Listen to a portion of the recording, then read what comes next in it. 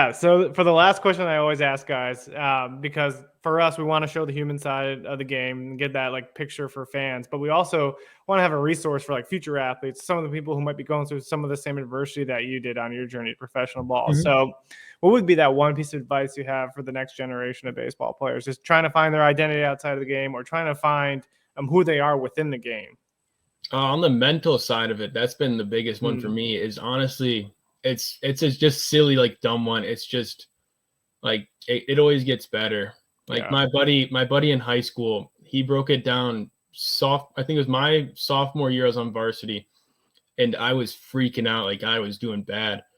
And he's like, "We're going to Taco Bell, of course." And he's like, "Hey, like why are you freaking out, man?" And he's like, "So what? You gave up like 6 runs. We still won the game." And I was like, "Yeah, but I gave up 6 runs." And he's like, "Hey, man," he's like, "What's baseball?" And I was like, "He's like, baseball's a game, right?" And I was like, "Well, yeah." And he's like, "Games are fun, right?" And I was like, "Yeah." He's like, "Well, that's simple. Like baseball's a game. Games are fun."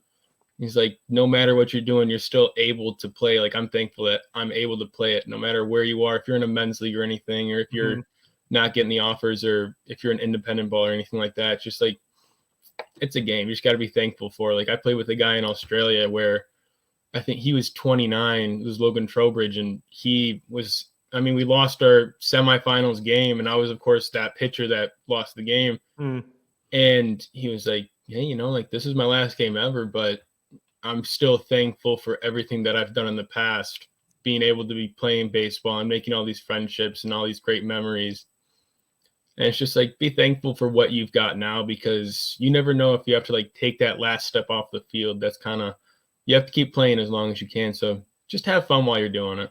Yeah, and I love that you talked about friendships and memories, right? Because it's like everybody's career is going to end, no matter what time or at one point. Yeah. But like the people that you develop those relationships with and like those memories that you create, you're going to have those forever. So like Yeah. no matter when baseball ends for you, whether it's 15 years down the road, 5 years down the road, like you're always going to have those things.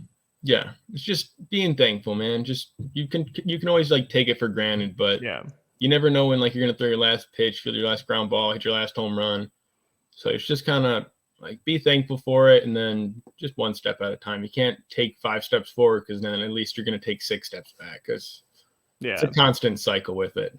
Yeah, I think that's an awesome thing to end on. And Cameron, we can't thank you enough for taking the time to join Beyond Baseball. And we're going to be wishing you nothing but the best going into 2023, and we'll be definitely watching. Awesome. Thank you very much for having me.